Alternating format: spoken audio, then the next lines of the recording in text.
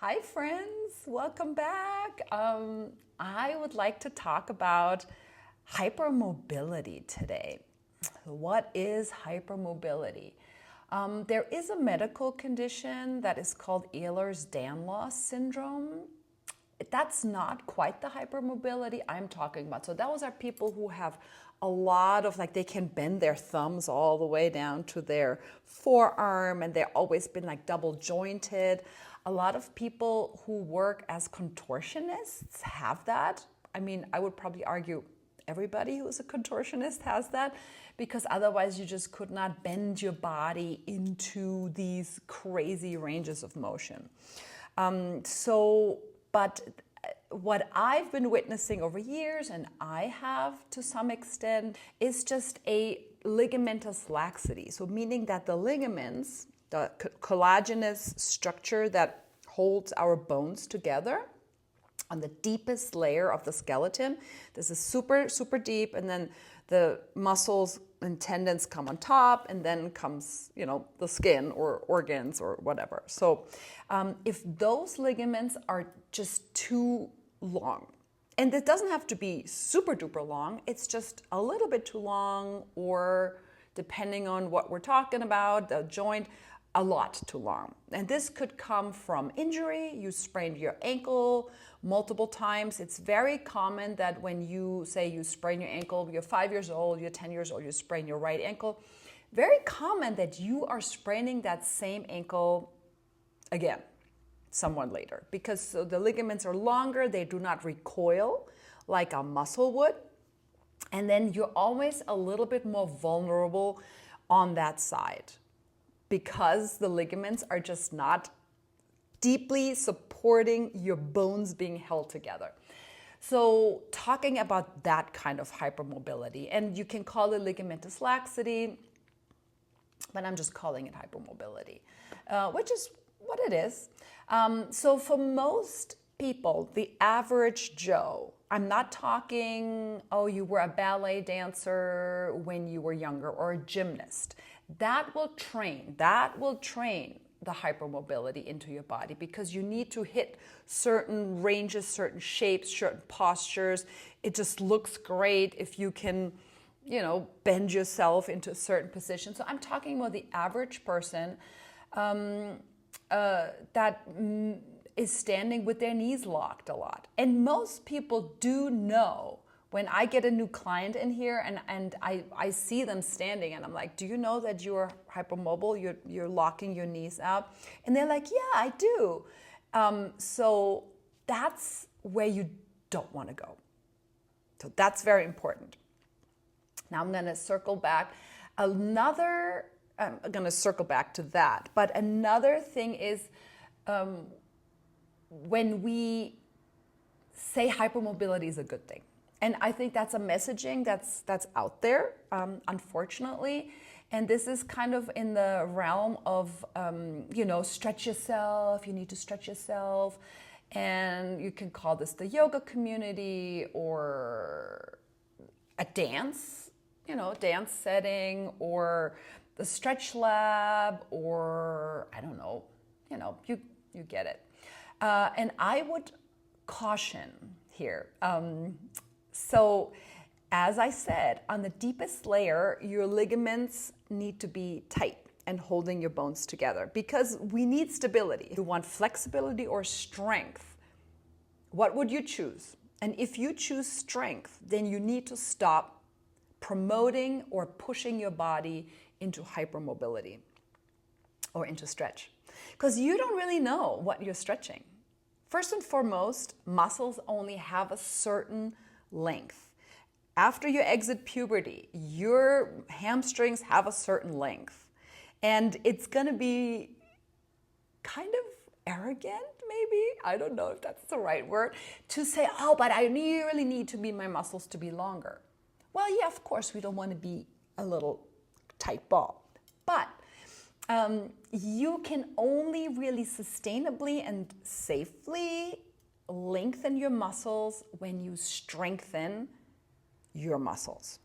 And you strengthen the opposing muscle, because your body is not just a single muscle group or a single muscle that's tight. It is a system that promotes or allows tightness in a specific area. So let's say the hamstrings. If you never really work your hamstrings properly, or if you're sitting a lot in a not so good position, your hamstrings are shortened all day long. Like getting this, I'm sitting in a tucked position and I'm sitting on a chair, your hamstrings will never lengthen.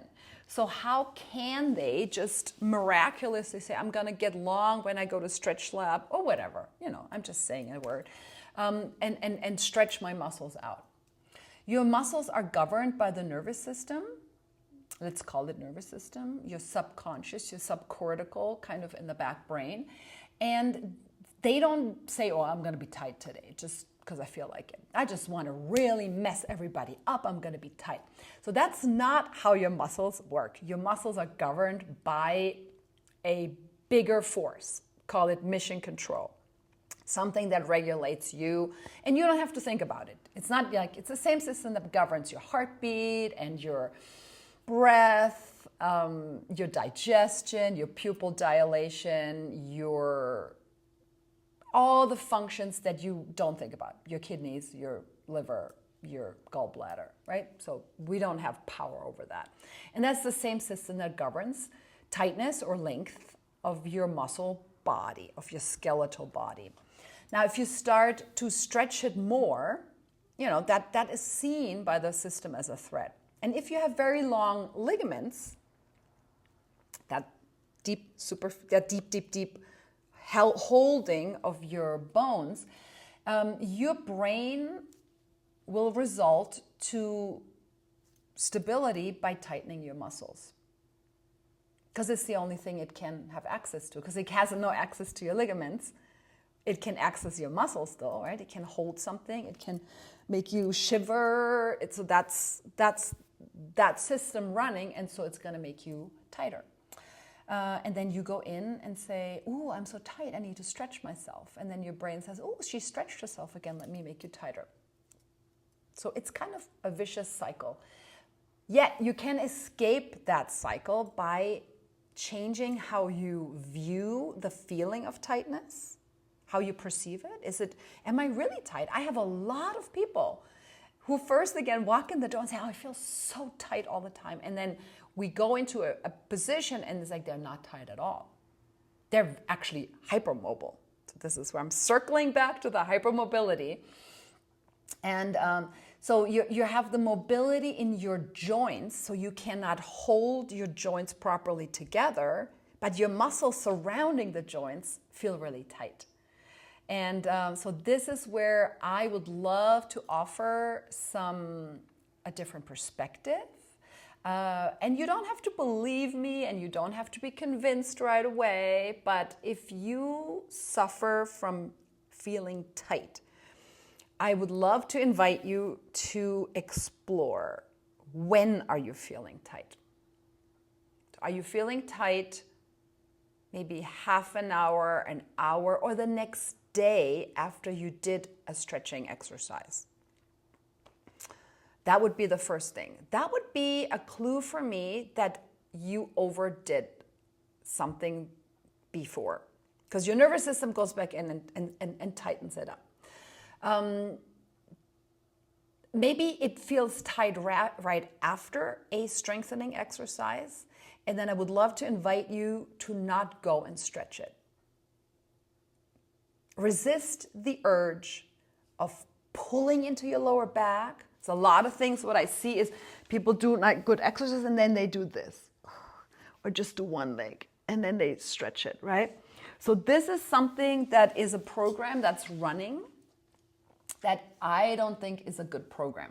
It's just repetition. It's what your brain knows. It's what this brain knows. It's not talking to this brain. It's more your frontal lobe that is saying, oh, well, I need to stretch it. So inviting you to not do that. And then inviting you to do the exercises I am offering you with this program and feel the difference. Kind of feel what's happening if I don't go into that stretch. if I don't act on that, oh, I really should do this right now. Another thing I would like to offer is the idea when you had an injury, a sprained ankle, a torn meniscus, because that is ligamentous, not meniscus necessarily, sorry. ACL, PCL is those are ligaments deep in your knee, right? And if they rupture, your knee destabilizes. Now you can live without an ACL, but you need good muscular strength and support. And so you would not necessarily stretch your knee because you have an injury in your knee, right? So if something is too mobilized, we usually put a cast on it, we're putting a bandage on it, we're having a protection, right? We're having a stability mechanism that is external. Now you can absolutely internally create stability for yourself. And that's your muscular system. So we have the deep muscles, and we have superficial muscles, and we have small muscles, and we have big muscles.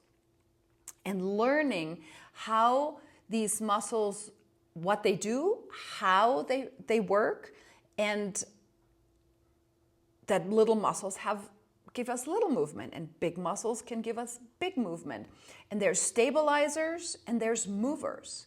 And when we get to choose and explore and feel and train and really experience what those different muscles can do for us, your tightness will go away. It did for me. So it does for all of my clients. Don't mean to brag, but it's just what I live and experience every day here in the studio, that people don't say anymore, oh, I feel so tight. It's just not happening. It's a bit of a process. It's a bit of a, it's not going to happen overnight, but I just wanted to seed that into your body, into your brain, into your subconscious. And I just want to show you a couple of little exercises to just even experience a couple of things where you might be hyperextending or hypermobilizing your body, and offer a different way. All right, let's go. So the first thing I would love for you to feel, are you standing with your knees locked? I've been working very diligently on not doing that because I was a big knee hyperextender.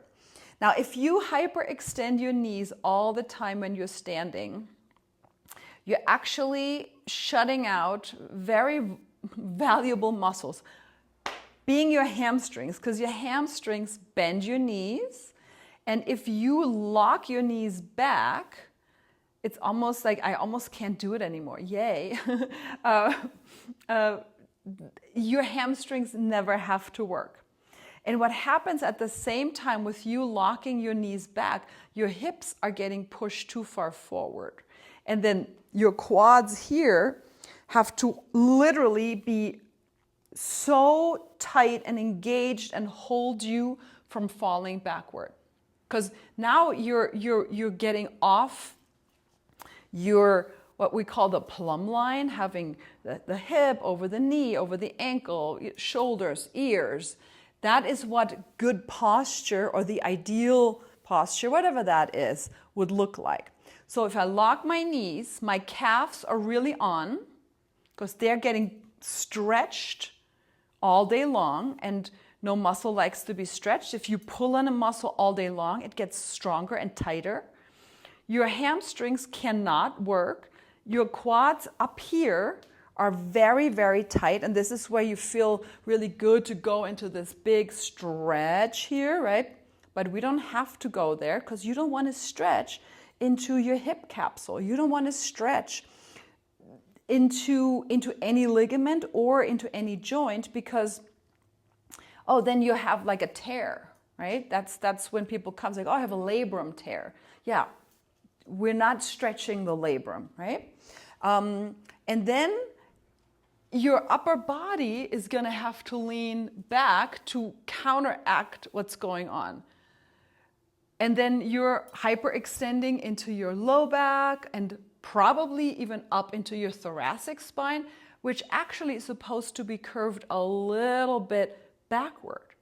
And for most people, they're standing upright and they're arching backward. And then it's like, oh, my back hurts. And then the neck is in a really wonky spot.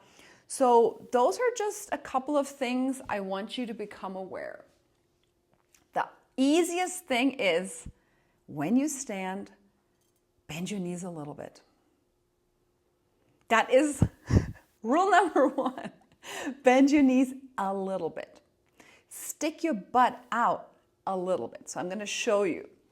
So bending the knees, I'm going to show from the side a little bit. I don't know if you just heard that. That was my knee popping and making a noise because I came out of hyperextension into minute flexion, minute. And feel the difference, right? Coming from here, go back into your hyperextension and then bend your knees and feel that you actually have a little bit more contact with your feet to the earth, right? Hyperextension, not. Boom, here my knee popped again. You do not want to spend all day long here. This is destabilizing. Your muscles have no control over your knee. And that leaves your joint quite vulnerable, actually. So I'm going to feel where that is. It puts you actually into your heels a little bit more when you lock your knees. Your toes are hanging off. Most people have no control over their toes these days. So when you bend your knees, boom, feel how you're now more on the whole foot. And this is amazing. This is necessary for balance. This is necessary for lifting one foot up. Because if you lean back and want to lift one foot up, your brain is not having it. And this is what messes with balance. And as we get older, it's going to result into this is what walking becomes like, because your brain will not let you lift that foot off the floor for a longer period of time. So here we go. I'm going to bend my knees. I'm going to stick my butt out. And then I'm going to, so now, yes, I'm still leaning backward. And now I'm just going to go, and I call it the blah. I'm going to blah my ribs. Yes, your head will, I'm exaggerating my head right now, will come to be too far forward. It's going to feel not very good. But we have to start somewhere, because now just you pulling your head back is going to close your throat. And you do not want to close your throat at any expense. Like, you don't want to pull your head back just to pull your head back. That's not good terminology. That's not good advice. Your head as the last vertebrae of your spine, look at it like that, will follow wherever your pelvis is and whatever else the rest of your spine is doing. Not just pulling it back. Again, it does not feel good in your throat. Try it. And it's like, it's closing down your throat. It is restricting potentially even your breath. You do not want to restrict your breath, like ever. Okay? Don't hold your breath. Don't force your breath. It's just breathe. Okay? So bending the knees, sticking the butt out, and blah. Yeah, and it's going to feel like, I'm hunched forward, Chantal. What are you telling me here? That's okay. Feel the rest of your body kind of coming in and working. You might feel your butt.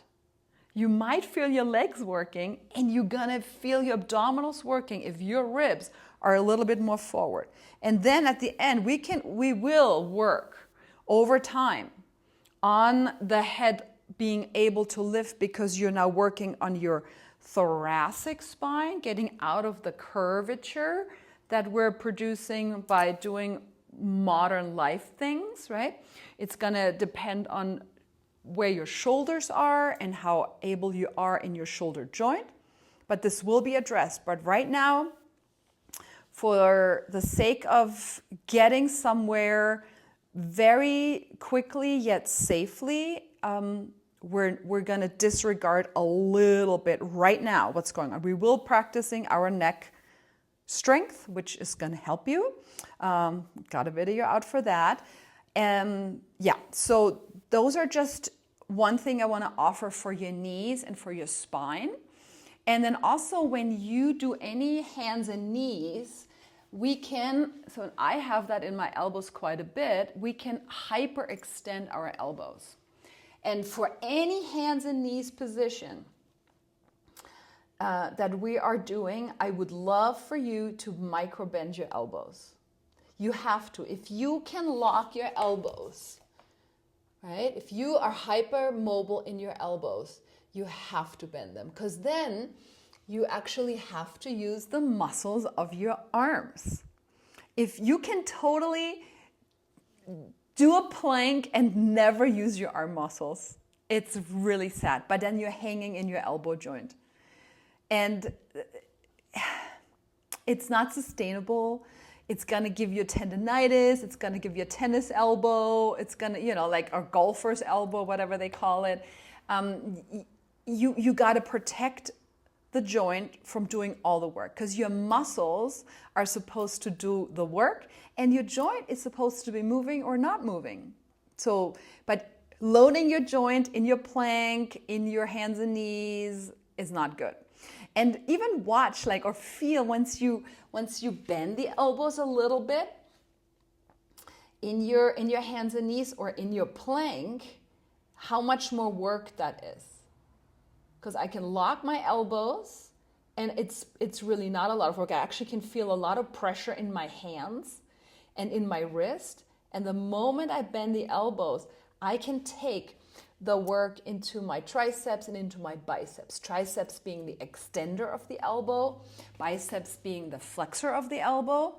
And then a lot of people do come in and oh my God, I can't do hands and knees. My wrists hurt. Yeah, but they have no concept or strength or ability in their arm muscles. And the moment you take the joint, the elbow out of the equation, your hand can do her job and your arm muscles can do their job and your elbow is free and unloaded. So that's just my little spiel or my big spiel. I feel like it's a topic we need to talk about because it's an easy fix. You can totally work with your hypermobility once you become aware of it, and I think in the long run absolutely prevent bigger issues like replacement issues and surgeries. If you respect your joints, if you treat your joints well, this body is made for hard usage. It's made for decades of hard usage. And if you are in your 30s, 40s, and 50s and you're having joint issues, you are treating your joints wrong. And if you're in your 50s and 60s and 70s, you treated your joints wrong. Sorry. And but again, the beautiful thing about this is that your body is self-healing, it's self-regulating, and you can always change the trajectory. I have people in here in their 70s who've been coming for 3, 4, 7, 9 years, and they are in generally a much better place than when they started. Life happens, but they say, I never thought this was possible, that I can feel this good or much better. I'm older now than I was 3 years ago and I feel better, I move better, I feel stronger, I am stronger, and I'm enjoying life in a whole different way. So thank you so much for being here, for listening to this. I think this is the cornerstone of how I teach, and it's part of my every lessons, and if this is a private or a group class, and Yeah, I really appreciate you being here, and thank you for watching and listening. And if this didn't make any sense, maybe listen to it again. And then as you go through the exercises, I will always keep talking about this. I will always remind everybody of where are you in your joints. Because we can just totally override our muscles. It's very easy to just lock something and do a movement, but it's not the right thing. It's not the right muscles doing it, and you're just producing something. And it's not about that anymore. It's not about just like producing something that's better than your neighbor is doing. This is why you're also doing it at home. You don't have to compete with anybody. You don't have to please the teacher, right? We all are conditioned to do that. You are just going inward, and you're starting to create this movement library, this feeling library, a somatic library of what true, small, dedicated, precise, and correct movement really does. And with correct, I mean the right muscles doing their job, right? There's no one movement. It's more, oh, are my glutes extending my hips? Because they should. Or are you using your back for it, right? Or are my quads straightening my knees, or are you just pushing your knee back? That's not your quads extending your knees. And then your quads will get smaller and smaller, and not being able to stabilize your knee, not being able to create the strength that you need to walk around or jump or hike or whatever it is you want to do. Enough of that. Thank you. I appreciate you. Let me know if you have any questions. I'll see you soon.